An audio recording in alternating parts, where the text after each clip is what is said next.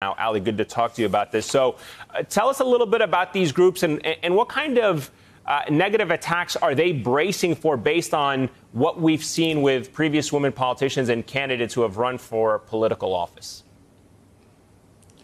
Look, the unfortunate thing here, Eamon, is there aren't many women who have been in this space before. Geraldine Ferraro back in 1984, Sarah Palin, now whoever this next vice presidential pick will be. And then, of course, in 2016, it was Hillary Clinton at the top of the ticket. And so a lot of these women's groups are looking back at 2016 and seeing the way that President Trump used to dog whistle all the time about Hillary Clinton's gender. I remember I used to hear him say things like she lacked the strength and stamina to be president.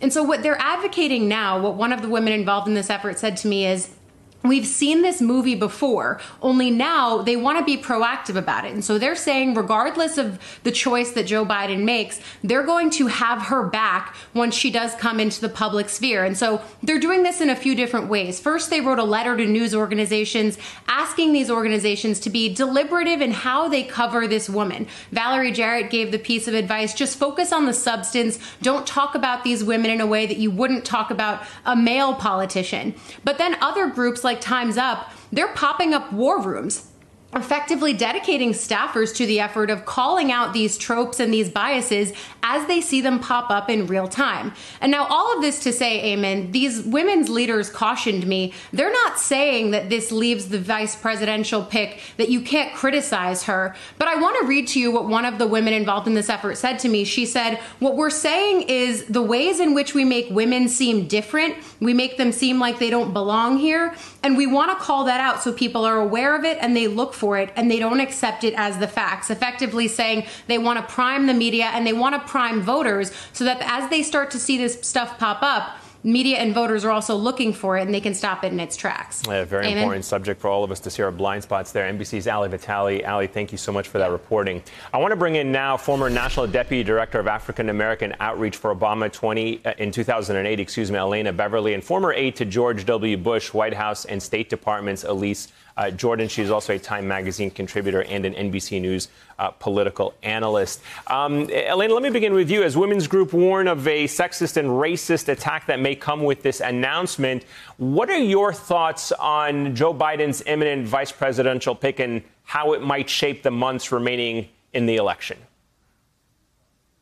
Well, I think that the women's groups were absolutely right to make sure that we are all on guard and preparing ourselves for the onslaught of the sexist, misogynistic, and with the added lens of race, essentially, the racist offensive attacks that we are going to see launched against his vice presidential nominee. You know, I think that this movement, the We Have Her Back movement, is an important political, cultural moment. Women have stood up in other arenas, in Hollywood, and also with the Me Too movement. And now we are saying we are not going to stand by and allow women to be demeaned in the political arena. We are not going to allow either media or the opposition to say that the vice presidential pick is someone who is unqualified just by virtue of being a woman, or incapable, or somehow dumb, or overly sexual. All of the things that, all of those criticisms that tend to be launched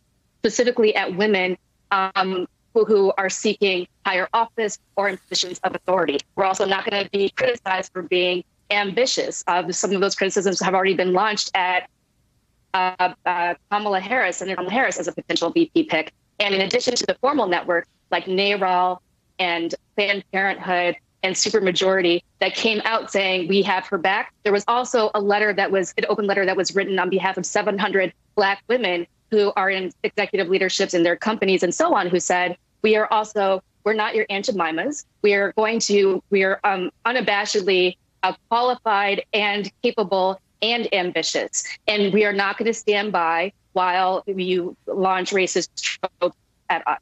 And so I think that this is a really critical moment for women in the electoral field, in the campaign field. And I think that we're going to see women fighting back in the next 80 or so days.